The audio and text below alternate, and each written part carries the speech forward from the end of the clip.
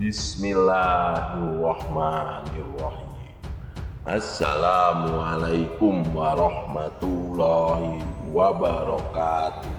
Sahabat Superpedia yang dimuliakan Allah, semoga kita selalu dalam keadaan sehat walafiat.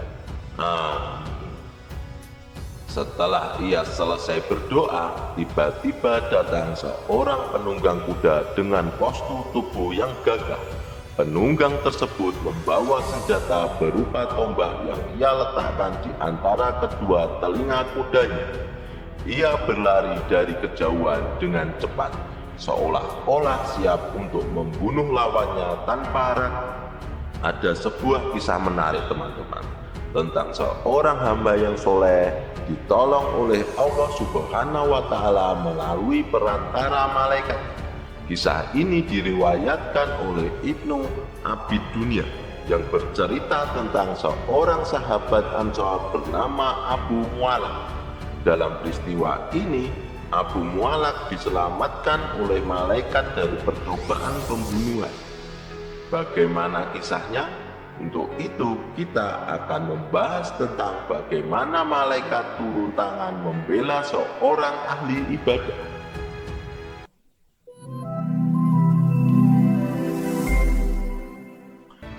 Seperti disebut di awal tadi, orang yang kita bicarakan ini bernama Abu Mu'allaq. Nah, Abu Mu'allaq ini kesehariannya bekerja sebagai pedagang. Selain itu, ia juga seorang ahli ibadah yang hidupnya jauh dari kemaksiatan. Seluruh kehidupannya hanya bergantung kepada Allah, sang pemilik segala sesuatu. Abu Mu'allaq menjalankan bisnis dagangnya dengan modal sendiri. Namun ada juga beberapa investor yang menginvestasikan uangnya kepadanya. Karena ia dikenal sebagai orang yang jujur dan bekerja keras, para investor pun tak ragu untuk menanamkan investasi mereka kepada Abu Mu'allaq. Pada masa itu, kebiasaan para pedagang adalah melakukan perjalanan yang cukup jauh untuk membeli barang dagangannya. Setelah itu, barang-barang tersebut dibawa pulang dan dijual di pasar-pasar sekitar tempat tinggal mereka. Pada suatu hari, Abu Mu'allaq sedang melakukan perjalanan dagang yang cukup jauh. Ia membawa barang dagangannya dan sejumlah uang dalam jumlah besar. Singkat cerita, Abu Mu'allaq tiba di sebuah tempat yang luas dan sepi.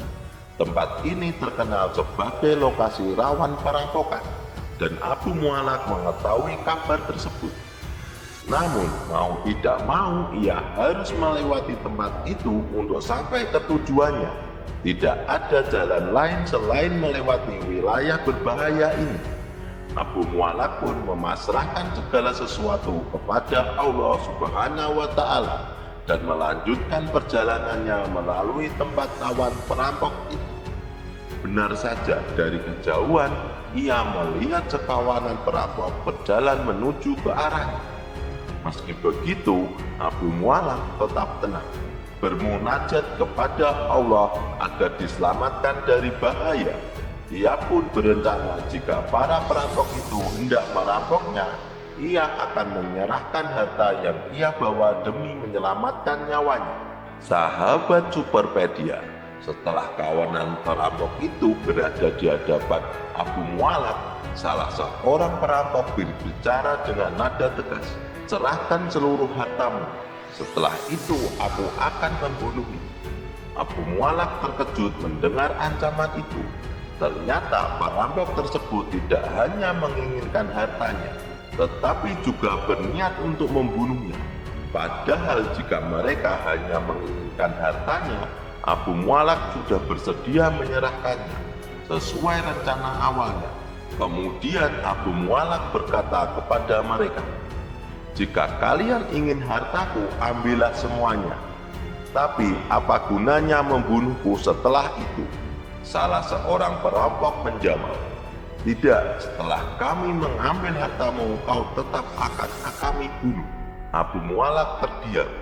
Dia berpikir bahwa mungkin inilah saat ajalnya tiba. Meski begitu, ia tetap pasrah kepada Allah dan mengajukan satu permintaan kepada para perampok itu. Maaf Tuan, sebelum kalian membunuhku, berikan aku kesempatan untuk sholat 4 rakaat untuk yang terakhir kalinya. Salah satu perampok menjawab, baiklah, lakukan sesukamu.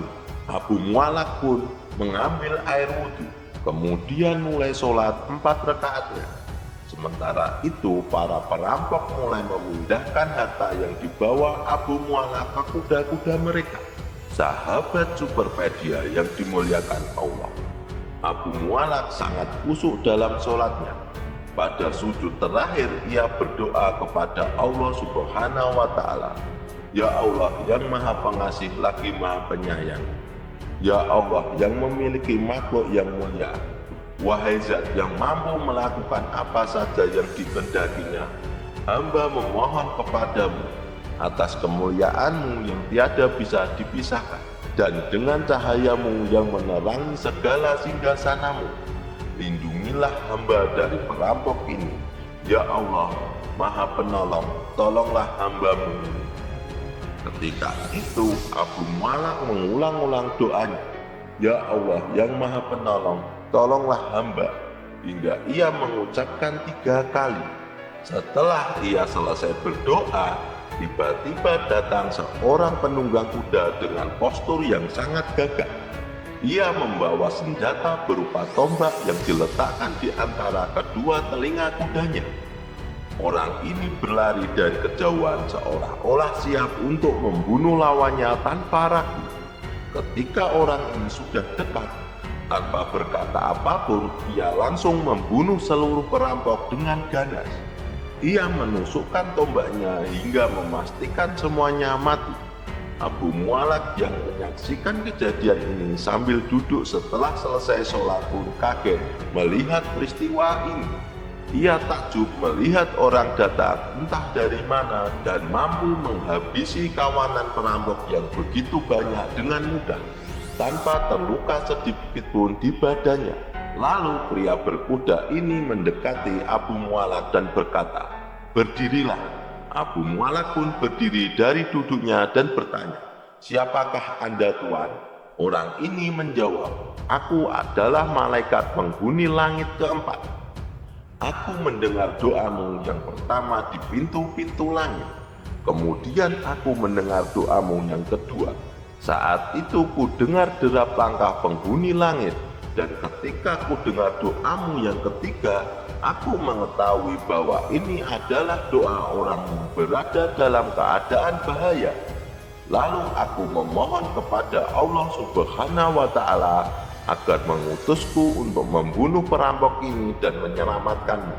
Setelah perkataan ini, pria penunggang kuda pun langsung pergi dan menghilang di kejauhan. Abu Mualak selamat dari kematian karena selalu bergantung kepada Allah Subhanahu wa Ta'ala, Zat pemilik segala kekuatan. Akhirnya tidak ada seorang pun dari kawanan perampok yang Allah sisakan, kecuali mereka binasakan oleh Allah Subhanahu wa Ta'ala. Wallahu a'lam bishawab. Jadi itulah kisah tentang ketika malaikat turun tangan membela seorang ahli ibadah. Semoga kisah ini bermanfaat. Lebih dan kurangnya mohon dimaafkan.